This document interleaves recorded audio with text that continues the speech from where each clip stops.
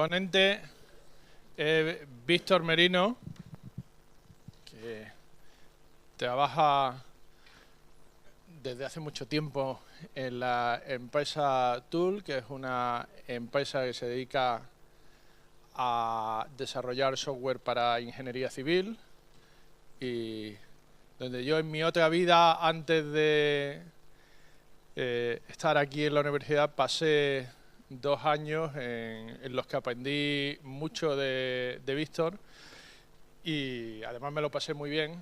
Hicimos mucho software en C++, software que se sigue comercializando, y bueno, pues nos va a hablar de la gestión de riesgos en los proyectos desde el punto de vista de proyectos que se desarrollan en C++. Y bueno, pues todo tuyo, Víctor. Muchas gracias. Buenas tardes.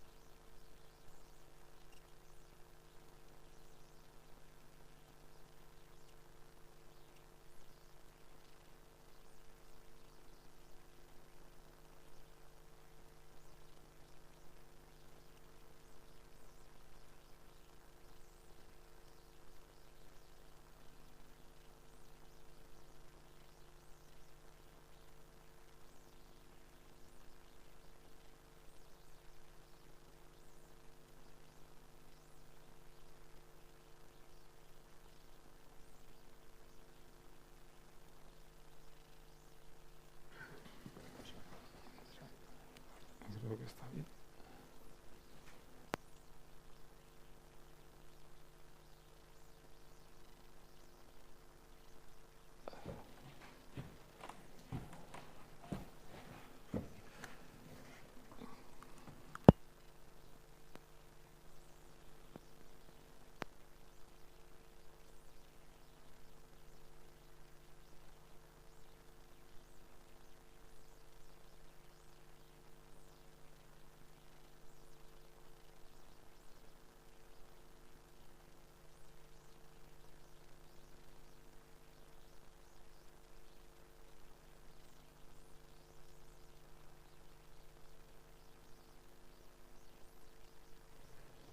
¿Está ya?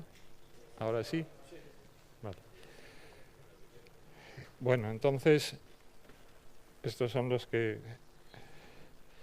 Hay un departamento de ingeniería de trazado, ¿no?, donde se realizan proyectos de carreteras fundamentalmente, y también pues colabora con universidades tanto nacionales como internacionales.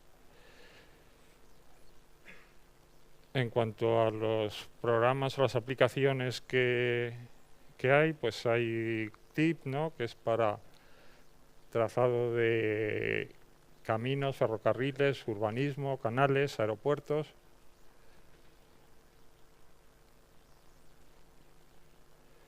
El curvado, que se encarga de la topografía.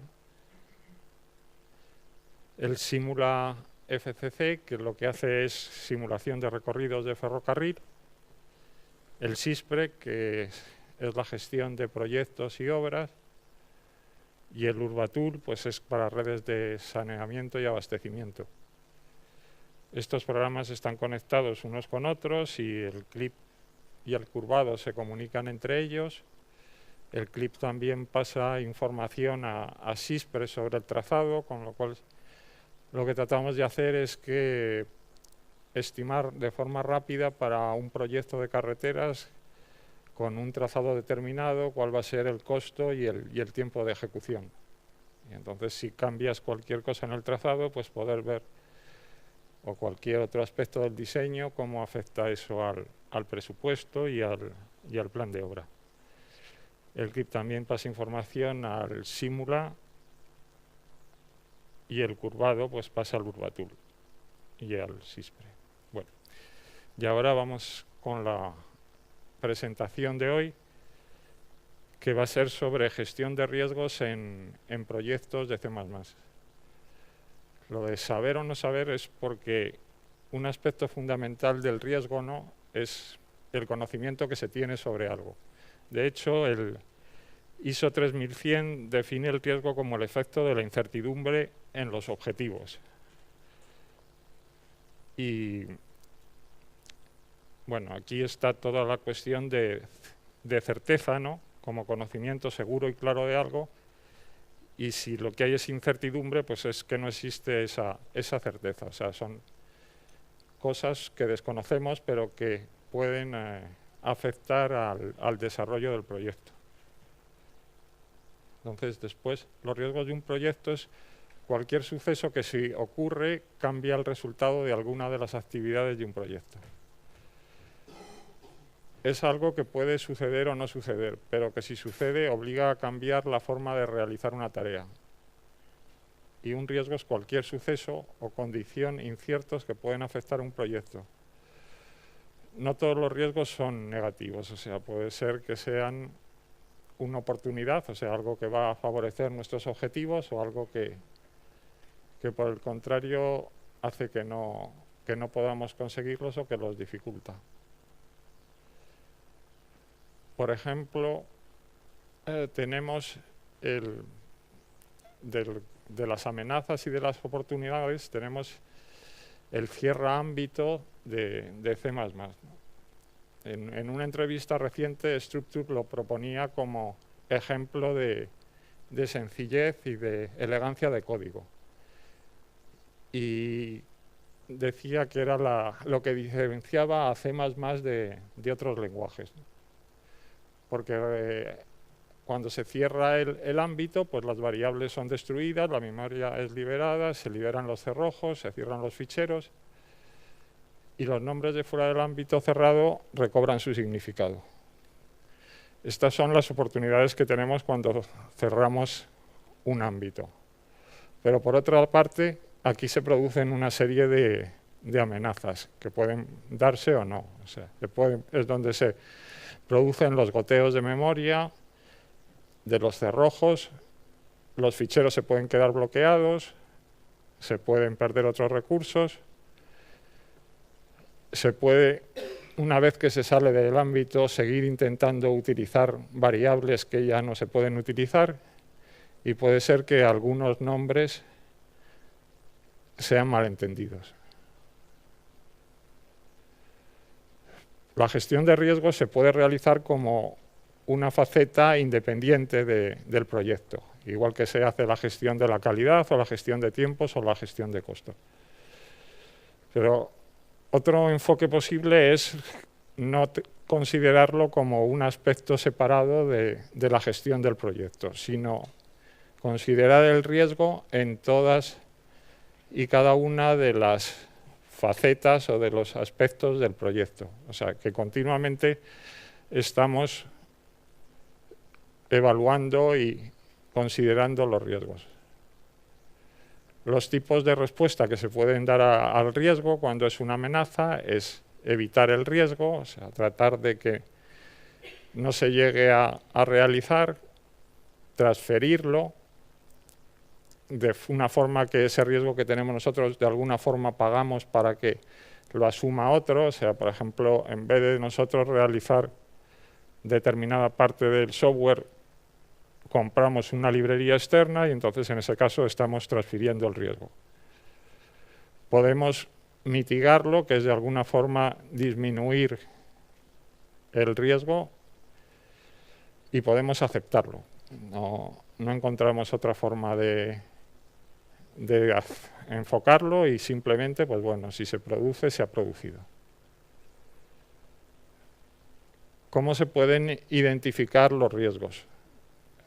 Pues hay diferentes técnicas, pero siempre son técnicas que implican comunicación y que implican trabajo en equipo. O sea, no suelen ser técnicas en donde uno se sienta delante del ordenador y se pone a ver cuáles son los riesgos del proyecto. O sea, se pueden hacer lluvias de ideas o brainstorming, donde se reúne el equipo del proyecto y dice cuáles son los posibles riesgos que hay. Se pueden realizar entrevistas cuando no hay la posibilidad de reunirse todos, o sea, técnicas de Delphi, que es también una forma de realizar entrevistas con varios expertos. Identificación de la causa raíz. La identificación de la causa raíz tiene interés porque si identificamos la causa raíz de varios riesgos, digamos que conseguimos solucionar con un solo respuesta varios riesgos a la vez. Después listas de revisión de la documentación para ver qué riesgos son los que puede haber. Listas de verificación y también pues, examinar las suposiciones que hemos hecho. Las suposiciones las hacemos cuando para realizar un proyecto no tenemos suficiente información, entonces hacemos una hipótesis de que esto va a ser de una determinada manera, sin tener datos reales sobre ello. Eso es una fuente de riesgos. Entonces, una vez que hemos identificado los riesgos, los escribimos en un registro de riesgos. Este registro de riesgos pues, puede, por ejemplo, tener para cada riesgo que hayamos identificado su descripción, la causa raíz y una posible respuesta.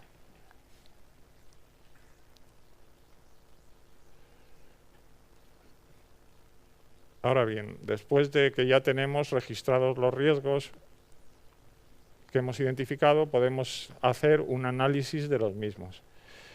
El análisis puede ser un análisis cualitativo o un análisis cuantitativo. El análisis cuantitativo yo creo que no tiene mucho sentido ni tenemos recursos para hacerlo en un proyecto de desarrollo porque, por lo menos en los que yo trabajo y en los que trabajáis la mayoría, supongo que en un proyecto que sea crítico y pues sí que hacen un análisis cuantitativo de riesgos, ¿no? Pero realmente no, vamos, yo no lo voy a contemplar en esta presentación. En cuanto al análisis cualitativo, pues se hace una estimación de la probabilidad del riesgo. La probabilidad es simplemente en media, alta, baja, o sea, no tenemos datos para establecer una probabilidad numérica. El impacto es que en nuestros objetivos, o sea, ya sea el costo, el tiempo o la calidad, cómo va a afectar ese riesgo en el caso de que se presente. Después se incluye una clasificación del riesgo. La clasificación, en una etapa posterior, se ha podido hacer un esquema de clasificación de los riesgos, un sistema de clasificación. Y ahora, cada uno de los riesgos que hemos identificado los vamos ubicando en esta clasificación. Y después está la ubicación, si tenemos ya nuestro proyecto descompuesto en una serie, por ejemplo, de clases con sus funciones miembros, etc., cada riesgo lo ubicamos en una de estas posibles descomposiciones del proyecto. Con todo esto, después podemos establecer una prioridad del riesgo. O sea, establecemos una prioridad según el impacto, la probabilidad.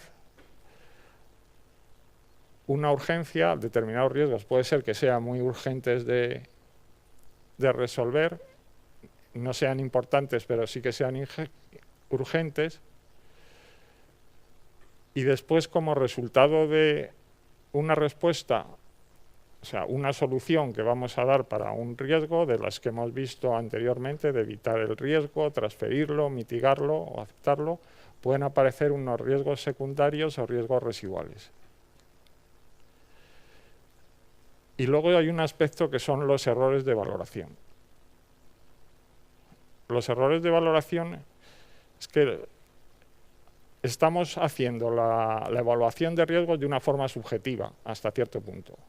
No tenemos datos objetivos para hacerlo. Entonces, existen una serie de factores psicológicos que determinan que nosotros tengamos sesgos a la hora de valorar los riesgos. Y riesgos que en principio son importantes, los identifiquemos como que no tienen importancia.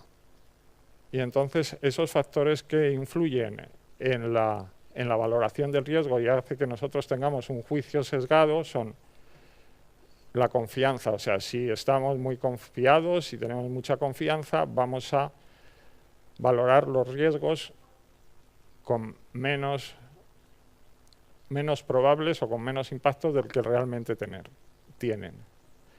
Otro factor es el beneficio que vamos a obtener al realizar eso. O sea, por hacer determinada acción nosotros obtenemos un beneficio.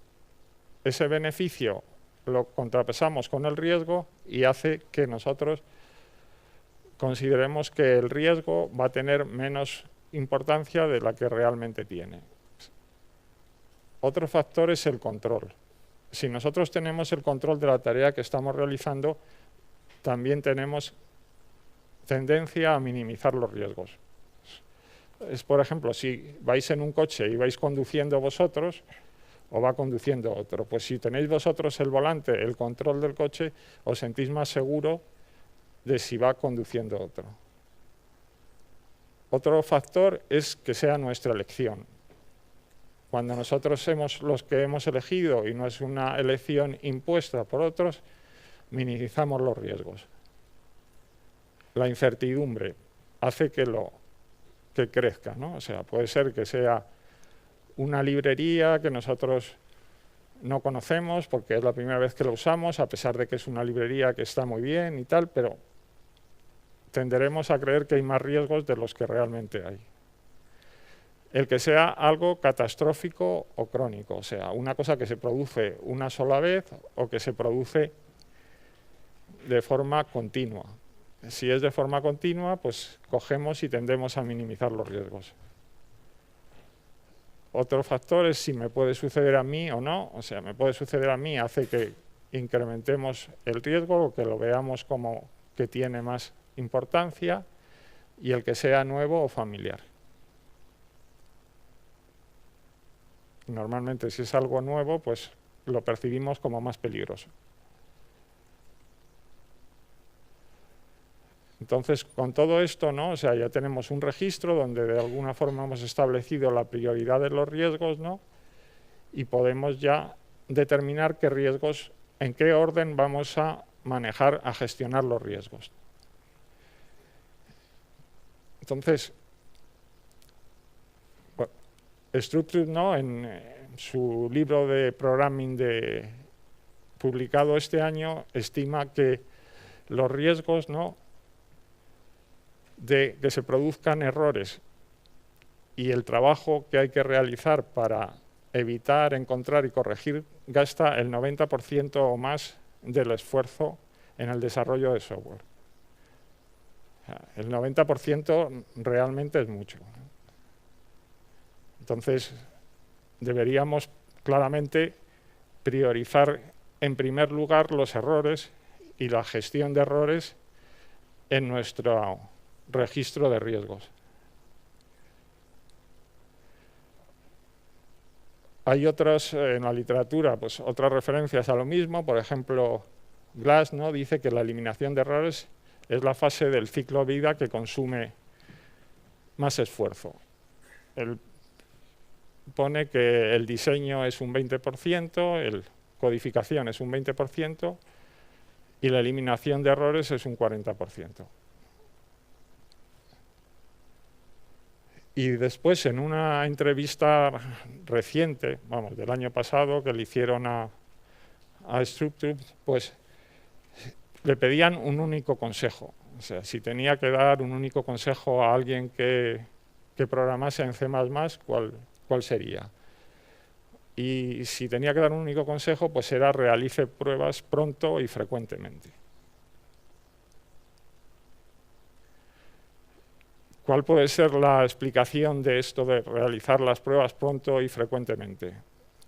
Pues en un libro sobre Lean Software, ¿no?, Popendick dice que el impacto que tiene un error se multiplica por el tiempo que tarda en descubrirse.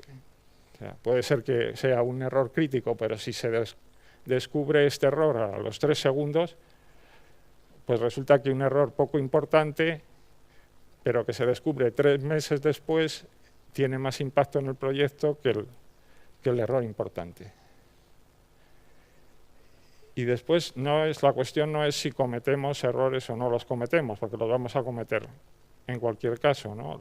La cuestión es si nuestras herramientas de programación nos descubren estos errores por nosotros.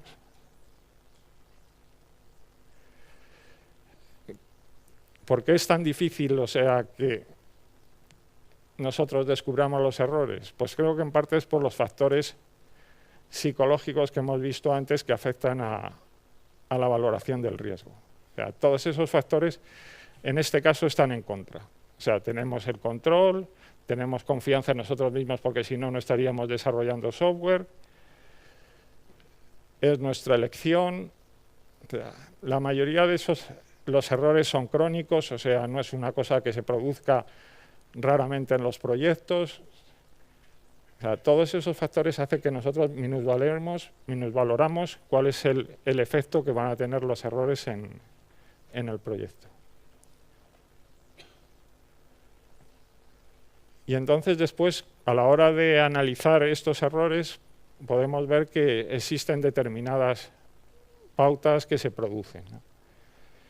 La mayoría de los programadores tienden a hacer los mismos errores. O sea, no es que unos hagan unos errores, otros hagan otros, no, sino que suelen ser los mismos. O sea, existen unas pautas que se producen, ¿no? Y entonces esto nos facilita el determinar o el ver cuáles son estos errores que van a producirse. Después los errores tienden a agruparse. Quiere decir que bueno, hay diferentes estimaciones, pero que si el 80% de los errores se producen en el 20% de los módulos, o que, vamos, existen cifras que varían a ese respecto, ¿no? Pero desde luego es claro que están agrupados. Y después, pues no hay una única solución que funcione para la eliminación de riesgos. O sea, no puede ser solamente hacer test unitarios o test de integración o inspecciones. O sea, hay que utilizar un conjunto de técnicas que son los que nos favorecen la eliminación de errores y los que optimizan la eliminación de errores. Por ejemplo, Pokayoke, ¿no?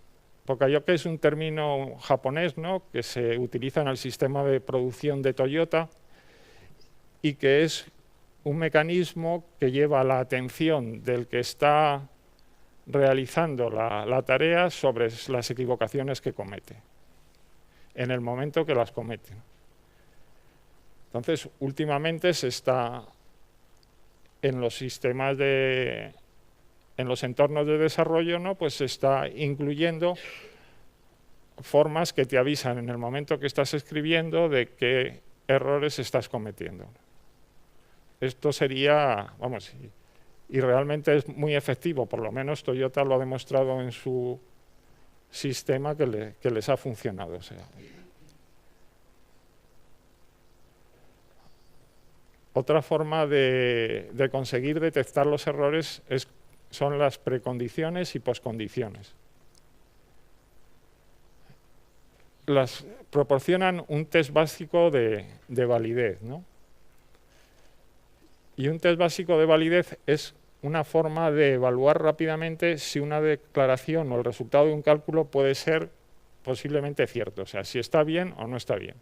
¿Y cuál es la diferencia con respecto a hacer un test completo? Pues la diferencia es la velocidad. O sea, no nos asegura el poner una precondición y que se cumpla, o una serie de precondiciones que se cumplan, que lo que estamos escribiendo sea correcto. Porque muchas veces el hacer un test para demostrar que eso es correcto nos costaría muchísimo. Entonces simplemente se hace un test de este tipo. que rápidamente puede evaluar si algo es correcto o no.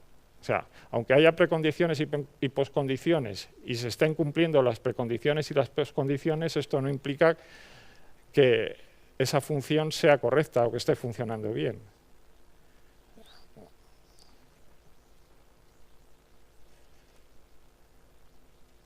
¿Cómo podemos comprobar las precondiciones y las poscondiciones? Pues podemos comprobarla usando aserciones. Suter y Alessandrescu, ¿no?, en su libro sobre reglas de codificación, pues dicen que hay que utilizarlas de forma generosa. Y para comprobar cosas que nosotros creemos que son ciertas, o sea, para comprobar precondiciones y poscondiciones o otras. Pero la verdad es que las directrices que dan para dónde usar las aserciones, pues no es que sean muy precisas.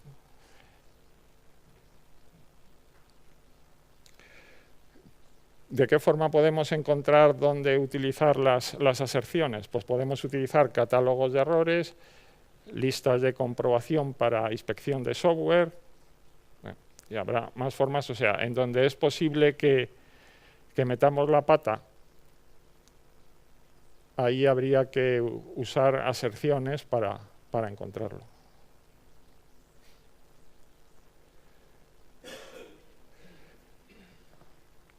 Por ejemplo, el Structube, ¿no?, en su último libro, un tours de C++, ¿no?, tiene una serie de consejos, da una serie de consejos al final de los capítulos. Entre estos consejos, ¿no?, hay algunos que empieza la frase con avoid, ¿no?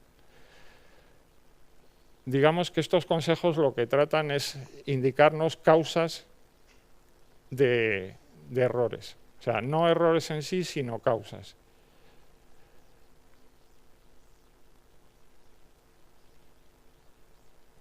Si le hacemos caso, y es mejor hacerlo, ¿no?, pues conseguiremos evitar bastantes errores.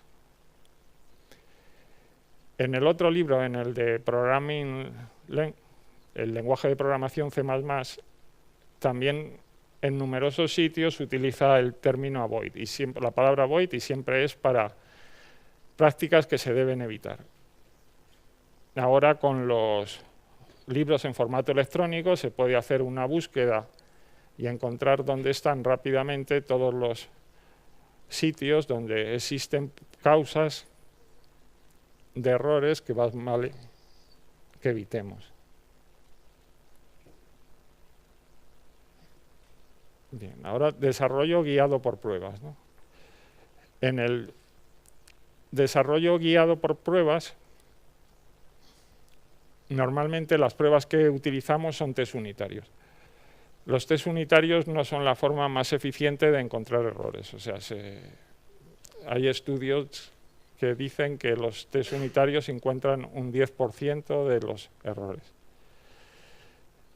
Existen otras formas más eficientes de encontrar errores, como son las inspecciones de código. Lo mejor es utilizar una combinación de técnicas. Koplien, en un artículo reciente de este año, propone sustituir los test unitarios por aserciones. Porque dice que la mayoría de los test unitarios lo único que hacen es establecer una aserción. Pero claro, si utilizas aserciones, después hay que ejecutar ese código. Entonces dice aprovechar los test de integración, los test de carga y los test de sistemas para ejecutar el código. O sea, propone sustituir todos los test unitarios por aserciones. Sobre el desarrollo guiado por pruebas, a mí personalmente me parece que es bastante difícil que realmente puedas diseñar, a pesar de que en los últimos tiempos se ha intentado, ¿no?, obtener el diseño simplemente a base de pruebas. O sea, tú no partes de ningún diseño previo, empiezas a escribir código y conforme vas escribiendo, o sea, o escribes primero las pruebas y después vas escribiendo el código con el que vas a satisfacer esas pruebas. Vale, pero si lo que pretendes es establecer unas pruebas donde se vea cuál es la calidad del software, o sea, donde se pueda medir qué cosas son las que vas a obtener al final, esas pruebas tienen que ser complejísimas y es más difícil el hacer las pruebas que después desarrollar el software.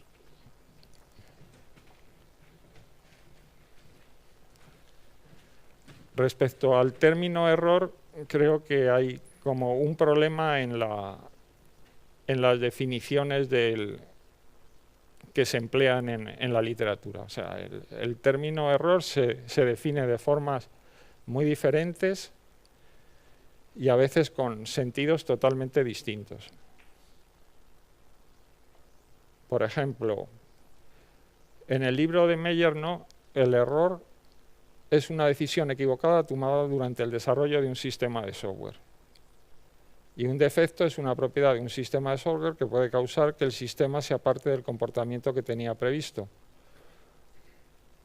Un fallo es el evento de un sistema de software que lo aparta de su comportamiento previsto durante una de sus ejecuciones.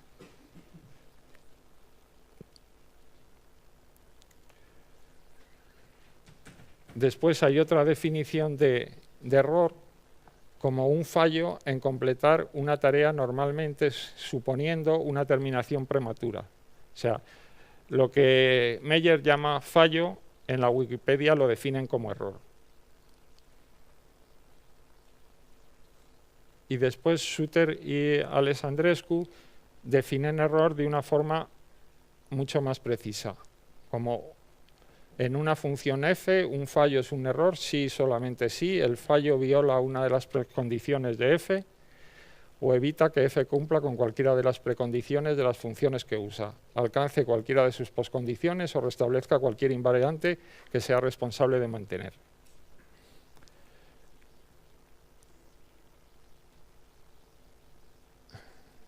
Entonces, hay como dos aspectos claramente separados en lo que son los errores. Uno, los errores de programación, entre comillas, y luego los errores que se producen en tiempo de ejecución en código que se supone que es correcto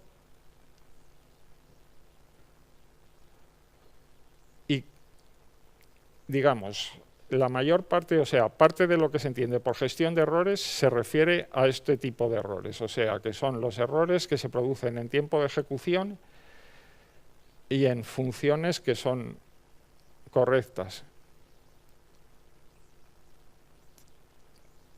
Por ejemplo, cuando se lanza una excepción desde una función porque no puede realizar el trabajo que se le ha encomendado, o sea, la función fracasa, no encuentra forma de realizar esa tarea, puede lanzar una excepción o puede devolver un código de error. Se supone, vamos, o sea, ciertamente una de las ventajas de C++ es que en vez de devolver un código de error o poner en una variable que se utiliza para los errores un error determinado, lanza una excepción. Ahora bien,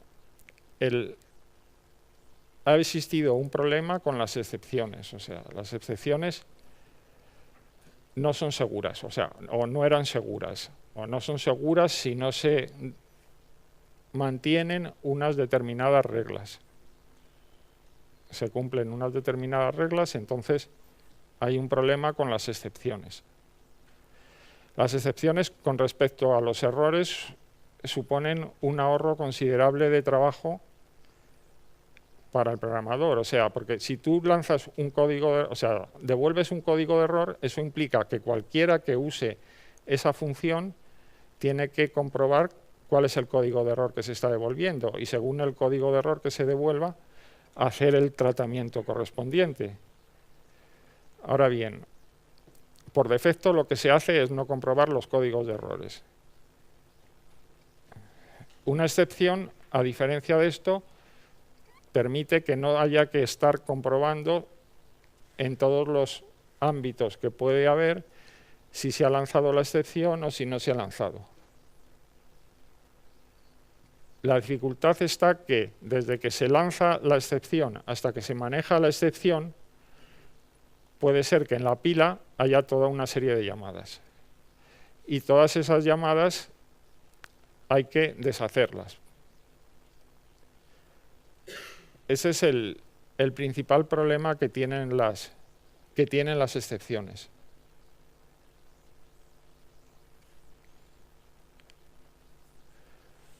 Entonces, lo que se ha encontrado para esto, la solución que se trata de encontrar, son las excepciones seguras. Igual que hace 40 años era perfectamente, aunque lo de 40 años me parece un poco exagerado, pero vamos, utilizar GoToSs y nadie lo veía como una cosa incorrecta, ¿no? Sin embargo, ahora se utiliza después programación estructurada, ¿no? Después los datos eran accesibles a nivel global, o ahora nos esforzamos en encapsular los datos. Después se pasó a lanzar excepciones sin tener muy en cuenta qué es lo que iba a pasar cuando se lanzaban las excepciones. Y ahora tratamos de hacer código que sea seguro con las excepciones.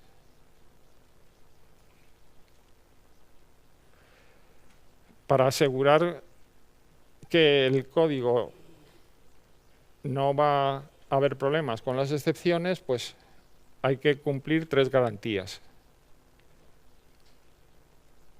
Las garantías de que una función puede cumplir una u otra de estas 3 garantías. La básica es garantizar que los errores siempre dejan los programas en un estado válido. Otra es que el estado final es el estado original, o sea, o se realiza la operación o se vuelve al estado que se estaba antes.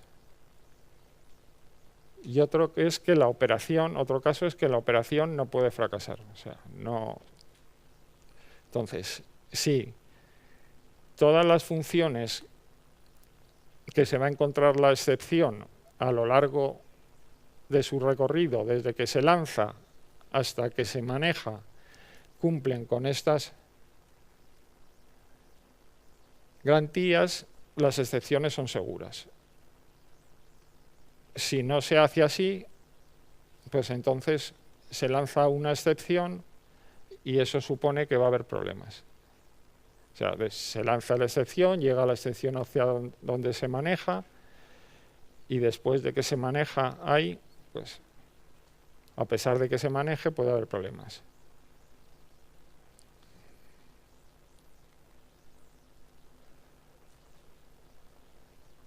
Otra forma de, digamos, yendo con lo mismo, de conseguir que no haya errores o de tratar con los errores es la programación con contratos.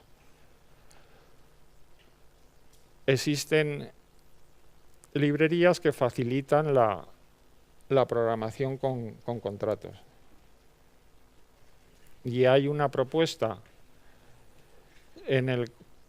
hecha al comité de incluir la programación con contratos en el lenguaje en C++. O sea, no utilizar librerías, sino que sea el propio lenguaje, igual que lo hacen otros lenguajes, el que gestione los contratos.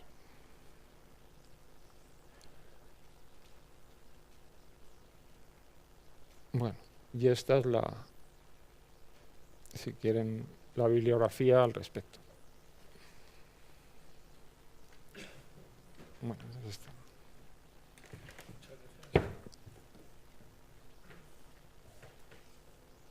Muchas gracias. La verdad es que conforme iba viendo la charla, yo iba pensando todo el rato en esto de los contratos. Me alegra verlo al final porque a mí es una cosa que no me preocupaba hasta que no vi la propuesta que hizo Bloomberg y de la que tengo mi opinión. Lo que me gustaría saber es cuál es tu opinión, porque creo que aquí hay una dualidad. Hay dos maneras de aproximarnos a esto. Una es que la propia verificación de las precondiciones, las poscondiciones y las invariantes tienen sus propias peculiaridades, sean parte de la implementación de las operaciones, y otra es que sean parte de la especificación de las operaciones. Entonces, no sé qué opinión tienes y desde el punto de vista de gestionar los riesgos en los proyectos, pues esto da exactamente igual, o crees que alguna de las dos aproximaciones presenta algún inconveniente. ¿Cómo ves esto? A ver, por una parte veo que lo de Bloomberg es algo que está ahí ya. O sea, digamos, a la hora de, no sé, a largo plazo, ¿no? O sea, si se incluye en el lenguaje, las precondiciones, las poscondiciones y las invariantes en las especificaciones. O sea, ¿realmente se puede comprobar una poscondición en una especificación? O sea, en la declaración. Depende. Probablemente las poscondiciones son el caso más complejo y el caso más simple son las precondiciones.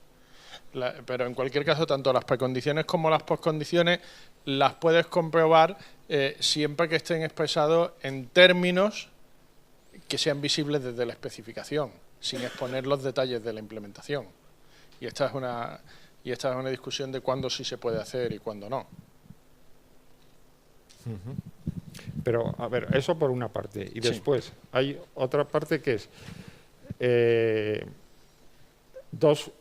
hay dos propiedades, lo de corrección y robustez, ¿no? Sí. Y ese posible, ¿no? O sea, dices que son ortogonales. O sea, aquí una cosa es la corrección y otra cosa la robustez, y que son independientes. Yo no estoy tan seguro de que realmente sean independientes, porque me parece que la robustez, ¿no? O sea, depende del grado, ¿no? O que se puede ir aumentando, ¿no? O sea, que puede ser una cosa que sea correcta, pero correcto es simplemente que se adapta a las especificaciones. Si tú haces unas especificaciones más o menos completas, donde consideras más o menos casos, a ver, varía lo que llamas correcto. O sea, no es una cosa absoluta, o sea, es una cosa relativa respecto a las especificaciones. Entonces puede ser que la corrección le vaya comiendo campo a la robustez. Si tú haces unas especificaciones más completas, donde de hecho dices tal, o sea, por ejemplo, en libros de hace 15 años decían que si tú puedes, en una función que va a emitir un código de error, hacer la función de forma que no devuelva ningún código de error, era mejor, porque tú estabas evitando que luego se tuviesen que comprobar los códigos de error, ¿no? Y por eso llegaron las excepciones. La cosa aquí, tampoco quiero que esto sea un diálogo entre dos, pero la cosa aquí es que depende cómo entiendas la robustez, pero tú la robustez la puedes entender como tu resistencia a los fallos que son externos al programa, mientras que la corrección de una operación depende de si dadas unas condiciones de entrada eres capaz de garantizar que siempre se cumplen las condiciones de salida. Y eso es independiente de las fuentes que son externas al programa. Pero bueno, quizás esta es una discusión un poco filosófica, la tensión entre la corrección y la robustez, y lo podemos ver en términos de que hay errores que son externos al programa. Pues se te ha roto el disco y el disco se ha roto y tú tienes que ser resistente a ese tipo de errores. Y hay otros errores que se producen simplemente porque el código está mal escrito. Entonces, ahora mismo tenemos un único mecanismo para reaccionar a notificar que se ha producido un error externo al programa. Se me ha roto el disco duro, como un ejemplo muy grave, o un fichero de entrada no está en el formato adecuado, como algo Sí, pero... sí, un poquito más ligero. Y otra cosa distinta es el error que se produce porque tú estás accediendo a un contenedor con un iterador inválido. Y ese caso es porque tú has escrito el código mal. En ese caso, la solución es escribir el código bien. Mientras que en el caso en el que el fichero de entrada está mal, no depende de la calidad de tu código. Esa es un poco la distinción. Y ahora mismo estamos respondiendo a estas dos fuentes y que suponen riesgos para los proyectos de una misma manera. Pero a ver, de una misma manera, el que se trate... Con un mismo mecanismo del lenguaje. Pero no creo que sea o sea, las excepciones lo único que es la forma de propagación. Se detecta que hay un problema no utilizando excepciones, se detecta de otra forma. O sea, por supuesto. Se detecta o con aserciones o porque tú haces una comprobación y eso es realmente donde tú detectas cuál es el problema que hay. Una vez que se ha detectado el problema, tienes una forma de propagarlo. Y ahí es donde entran en juego las excepciones. O las excepciones o otro mecanismo, no necesariamente. Entonces, lo importante no es cómo tú propagas, o sea, o sí, ¿no? Pero vamos, lo que te sirve de la propagación con las excepciones es porque tú separas de dónde se realiza la detección del problema a dónde lo manejas, a dónde se realiza el manejo. Eso es lo único que supone las excepciones. En cuanto a lo que es, y eso no implica para nada corrección o robustez, o sea, porque la corrección o robustez está dentro de la función que es donde tú detectas que ha habido un problema. Luego el mecanismo que utilices para propagarlo da un poco igual, o sea. Perdona, pero había una mano por ahí desde hace un rato y yo tampoco quiero monopolizar la discusión. Bueno, quería preguntar, ya que se ha abierto un poco el debate de los contratos y tal, a ver, ¿cómo afrontaréis? Porque no he visto ninguna de las propuestas, entonces me gustaría saber cómo afrontaríais eso. Entonces, ¿cómo introducir eso en C++, ¿no? Por ejemplo, lo primero que se me viene a la cabeza es la sintaxis. Estamos hablando de probablemente el lenguaje de programación con la sintaxis más compleja, la gramática más compleja, y queréis meterle algo más. Entonces, ¿cómo? Esto me toca contestarlo a mí. Ahora mismo hay 5 propuestas y hay desde propuestas que están proponiendo, y no únicamente la mía, el extender la gramática del lenguaje hasta propuestas digamos, más conservadoras que lo que proponen es simplemente dar una solución de biblioteca o incluso en el caso de este tema una solución con macros. La solución con biblioteca la puede hacer cualquiera. Quiero decir, te la puedes hacer tú y es una aproximación. No es lo mismo el unit testing que la verificación. Bueno, esta es una opinión sobre la que yo no puedo ser objetivo. Lo que sí puedo contestar es que las dos propuestas que consideran extender la gramática del lenguaje hacen una extensión menor que no complica la gramática. ¿Más preguntas? Por aquí había más. Bueno, sí, era a raíz de, retomando un poquito el tema de conversación anterior, ¿no? Que el mecanismo de propagación no influye en la robustez, yo ahí no estoy de acuerdo. Y en particular las excepciones, ¿no? Si el programa no está preparado para recibir excepciones, creo que sí que tiene un impacto en la robustez, ¿no? Y además se puede hablar de robustez a muchos niveles, ¿no? A la rutina que detecta el error y todos esos sitios por los que va pasando la excepción, ¿no? O sea, hay que ir garantizando robustez en cada uno de los pasos intermedios. O sea, quiero decir, no son tan ortogonales, ¿no? Como parecía implicar. No sé si tiene alguna... A ver, sí. centrándonos, ¿sabes?, en lo que es la función, digamos, donde se origina el problema, ¿no?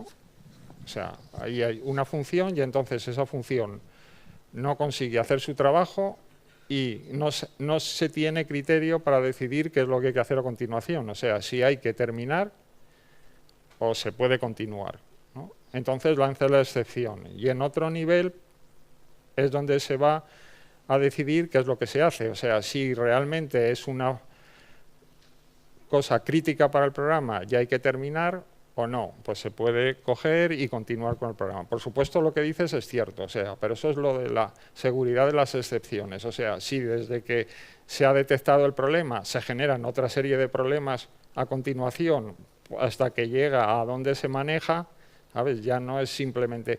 Pero se supone que eso se hace bien, ¿no? Aunque sea mucho suponer. Bueno, yo creo que esto está relacionado con la visión histórica que nos ha dado Víctor. Pues probablemente hace 20 años la gente no escribía código exception safe, pero hoy se supone que es una práctica básica escribir código que es seguro frente a excepciones. Y yo, que parece que antes tenía algo contra los patrones, en este caso hay un patrón que nos resuelve una gran parte de los problemas, que es el patrón RAI, la adquisición de recursos de iniciación, que si uno lo usa adecuadamente, además de ser un patrón relativamente simple, me va a permitir no tener muchos problemas frente a excepciones. Bueno, sí. hay que tener más precauciones que esto. Hay más cosas aparte sí, por de eso. supuesto. O sea, realmente es un tema complicado. O sea, ¿no? Y la explicación de cómo habría que hacer excepciones, ¿no? Para hacer excepciones seguras, pues es una presentación de 1 hora y media, ¿no? Simplemente para tratar eso. ¿Más preguntas, comentarios?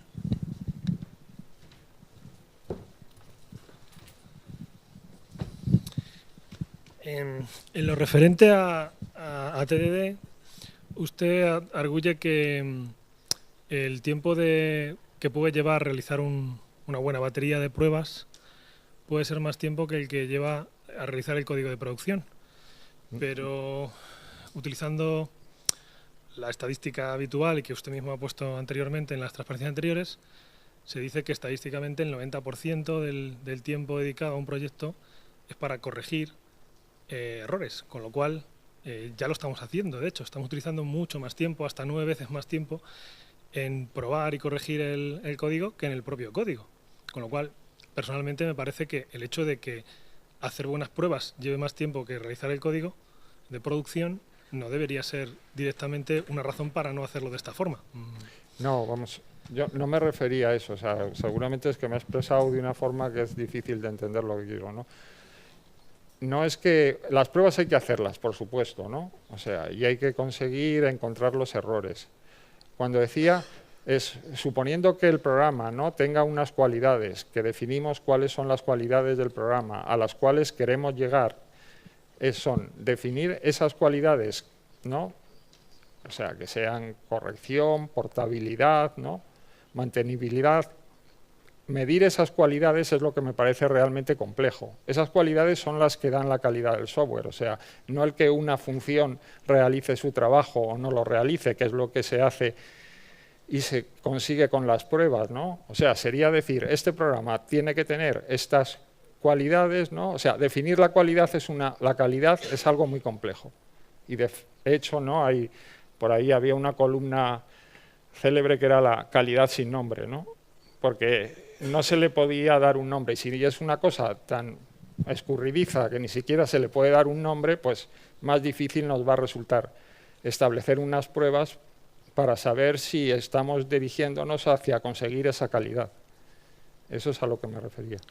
Luego, aparte, simplemente añadir que si he leído bien la cita donde hablabas de un coste del 90%, era específicamente en software crítico. Sí, o sea, y no es lo mismo el desarrollo de software que es safety critical que el desarrollo de software que no es safety critical. Tiene unos requisitos distintos y los errores tienen unos impactos distintos. Normalmente un error en un sistema safety critical significa alguien puede morir. Si no, no es safety critical. Bueno, ya sé que es una definición muy burda, pero a mí es la regla que me permite distinguir claramente. Si no puede morir nadie, no es suficientemente safety critical. Entonces son sistemas que requieren un nivel en cobertura de pruebas mucho mayores y,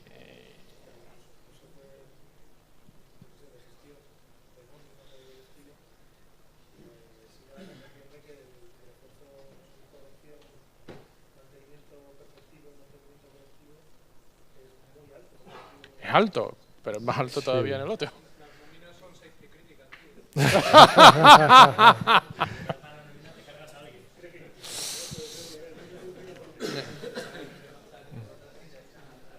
¿Alguna pregunta más?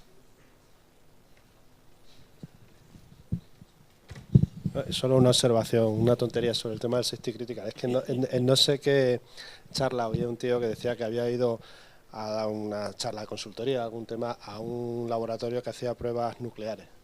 Entonces decían que su software era safety critical porque si fallaba alguien podría sobrevivir.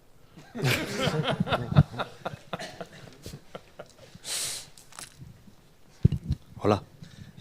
Bueno, yo considero que para que un software tenga menos errores, una de las reglas que debe cumplir es que debe ser reducido en tamaño, simple o sencillo y fácil de entender. Muchas veces estas técnicas de detección y propagación de errores o de contratos alargan el código significativamente y no sé si estas propuestas intentan atacar ese problema. A ver, ¿puedo contestar yo? Sí, por supuesto. Es tu charla. Sí. A ver, realmente no, lo que se pretende es lo contrario, ¿no? Es reducir el tamaño, o sea, o las líneas de código que hay que escribir, o sea, con las excepciones. Porque el hecho es que en una función se puede dar un error en cuanto que la función fracasa, ¿no? Entonces, en ese caso, las alternativas que tenemos actualmente es una, no se dice nada. Y entonces, bueno, pues el programa casca y no se sabe por qué. Dos, se devuelve un código de error. Y si se devuelve un código de error, en ese caso hay que coger y andar probando en todos los sitios, o sea, la función que ha llamado a esa, como luego las subsecuentes, ver qué código de error se ha devuelto. Y con las excepciones, lo que se trata de conseguir es que haya menos código, o sea, que en cada función no haya que andar comprobando cuál es el código de error que se devuelve.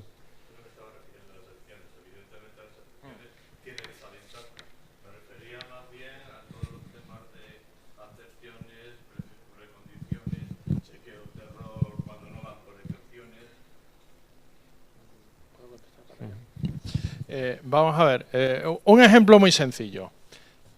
El tipo de la biblioteca estándar, vector, tiene una función miembro que se llama add. Esa función miembro toma como argumento un índice. Y dice el estándar que si el índice está fuera del rango de valores válidos, la biblioteca lanza una excepción. Luego, la implementación típica que tenemos en add es if i mayor que size, throw range error. Creo que es. ¿No? ¿Sí? ¿Range error? O out of range. Out of range. Bien, el código ya está ahí. Lo que estamos diciendo es que está escrito en el nivel de abstracción incorrecto y que eso mismo debería expresarse de otra manera. Pero las comprobaciones ya están ahí. Tú en tu código ya estás haciendo comprobaciones como if, lo que sea throw, o utilizando la macro assert, o con el mecanismo que quieras. Las comprobaciones ya están ahí. Lo que estamos diciendo es que a lo mejor esto habría que expresarlo de otra manera que permitiera que, por ejemplo, los analizadores estáticos de códigos pudiesen razonar sobre el código. Pero las comprobaciones ya están ahí casi siempre. Hay otras veces que hay precondiciones que dan lugar a comportamientos no definidos. Están documentadas, pero dan lugar a comportamientos no definidos. Y hay una discusión importante sobre qué deberíamos hacer en esos casos. Mi experiencia personal, o sea, con un programa, ¿no?, que se lleva manteniendo durante casi 20 años, es que las partes de ese programa en las que se han utilizado precondiciones y poscondiciones a largo plazo, o sea, han tenido muchos menos errores que donde no las hemos utilizado, y tampoco ha supuesto una complejidad adicional, o sea, el usarlas. Esa es mi experiencia. No, es que da el problema de que a veces esto tiene un performance penalty, que hay veces que puedes pagar y otras veces que no te puedes permitir pagar. Si te lo puedes permitir pagar, fantástico. Sí, ahí saca el tema también de los analizadores estáticos, que hoy en día la verdad se está empezando a funcionar, ¿no? O sea, Sí. Ya empiezan a dar pistas más o menos legibles y que se entiende. Entonces, claro, yo nunca he trabajado con un proyecto C++ muy grande, entonces me gustaría saber si realmente ese tipo de tecnologías en un futuro se podría entender como una herramienta más de depuración. Quiero decir, hoy en día tenemos o revisar el código o depurar, y depurar al final consiste en ir mirando cómo va y mirar las variables, como quien dice, ¿no? Entonces, Bueno. ¿sería posible a la larga desarrollar una herramienta parecida a un analizador estático que lo hiciera pero en tiempo de ejecución, chequeando contratos o algo que fuera como de más alto nivel, ¿no? Eso que hacemos ahora para depurar, O sea, que decir, tú no- mirando. Cuando dices analizador estático, no te refieres a los analizadores estáticos de código que lo hay y te encuentran errores, y yo los uso y es una cosa a eso me bastante refiero. efectiva. Lo que quiero decir es, ¿sería posible, sería útil llegar a algún tipo de herramienta que pudiera hacer ese tipo de análisis pero en tiempo de ejecución, no tanto mirando código, sino mirando comportamiento del programa en ejecución y mirando, diciendo, pues mira, aquí ha pasado esto o tal, aquí hay un comportamiento que no habíamos esperado, tú me has especificado este contrato, este comportamiento no se ha cumplido. Sí, pero a ver, una de las cosas que se propone ahí es utilizar aserciones para comprobar las precondiciones y poscondiciones. O sea, utilizar las aserciones, o sea, tú incluyes las aserciones, cuando estás en desarrollo las mantienes, haces los test correspondientes, o sea, el test de sistema, test de integración, tal, y están las aserciones puestas, y ahí te va a estar comprobando, y luego ya en producción las quitas. O sea.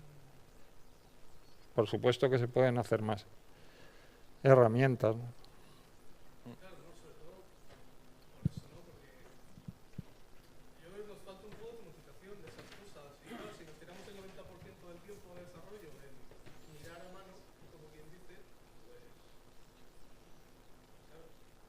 De todas formas, a ese respecto, las inspecciones de código, o sea, tienen una metodología precisa para usarla, y es de todos los métodos quizás el más efectivo a la hora de encontrar errores.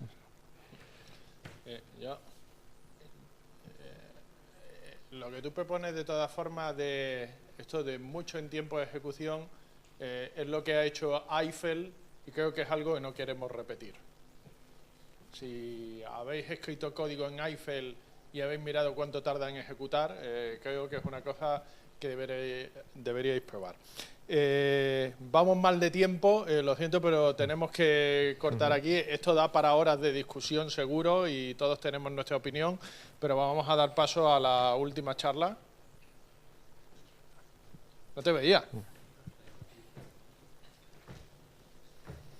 Que además creo que también es una charla que va a generar polémica, porque también cada uno vamos a tener nuestra opinión seguro. Aníbal nos va a hablar de una palabra que yo soy incapaz de pronunciar, calistenia, de objetos como un conjunto de reglas con las que, voy a decirlo suavemente, uno puede estar de acuerdo o no. Entonces, bueno, vamos a darle paso, no me voy a enrollar, que como hemos dicho ya empieza a ser un poco tarde. Adelante.